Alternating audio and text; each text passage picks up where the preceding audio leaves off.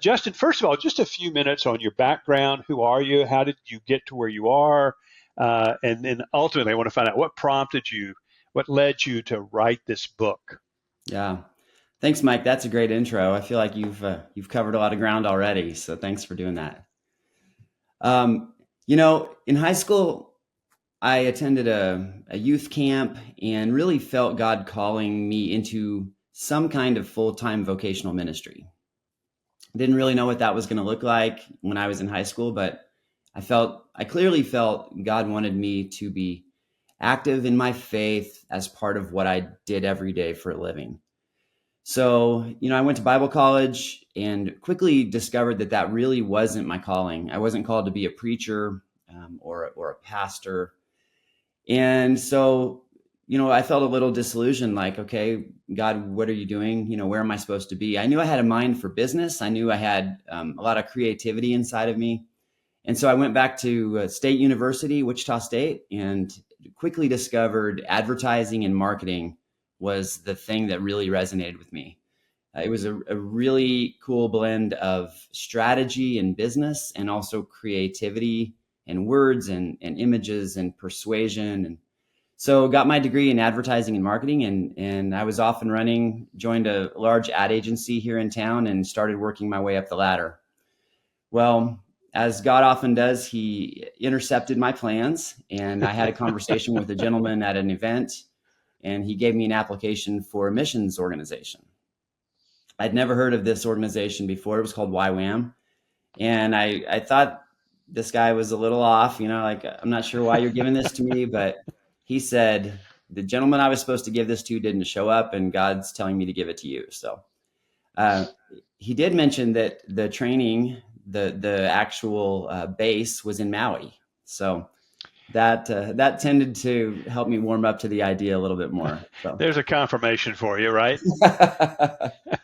and for a boy in the middle of the country as far from the ocean as you could possibly be, Maui sounded pretty attractive. So ended up doing some missions work, did some marketing and communications for them after the missions work. Came back to Wichita, met my wife Beth, and really had a friend right away ask me if I would do marketing and development for his brand new startup. He had a Christian mission startup, and Beth was working, and I was able to do this for him as a volunteer, and just thought, this is pretty cool. I can use the skills and abilities that I've been developing, but help him get this thing off the ground and make a kingdom impact through the work that I'm doing. So did that for a while, ended up getting a phone call from a church. They said, would you come over and help us with our youth group? So I felt like that was something I was supposed to do. I did that. And very quickly, they hired a new youth pastor and they said, we'd like you to stay here and help us with marketing and communications.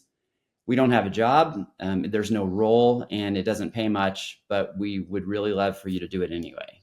So, you know, as a What kind an of, offer. yeah, as a driven young man, I thought, man, God, is this a detour? Am I getting off the path? I want to be ambitious. I want to do all I can for God's kingdom, but we really felt like he wanted us to be there. So said yes to that opportunity. And again, as God does, I had the honor and privilege of a front row seat to watch God grow that church from 500 to 5,000 people.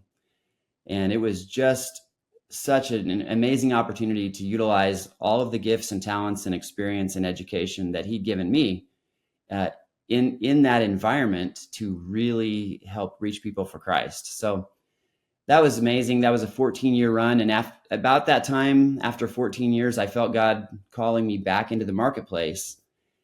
Just that prompting that this is bigger than the church. You can make a greater impact in the world, helping faith-driven leaders do what you've been doing all along, helping them incorporate their faith and be a light in the world. To share their faith, to share their influence, to use whatever platform God's given them, to do what God's calling us to do, to incorporate their faith and evangelism into the workplace. And so we started Grove 9, our marketing agency, 10 years ago. We just celebrated our decade birthday last month. Congratulations. Thank you. Yeah, so from that time, we've just been helping Christian nonprofits and in faith-driven marketplace leaders really clarify their brand, grow their revenue, and make a greater impact. And that's really kind of the genesis of this book, trying to get all of that into a framework that can help even more people.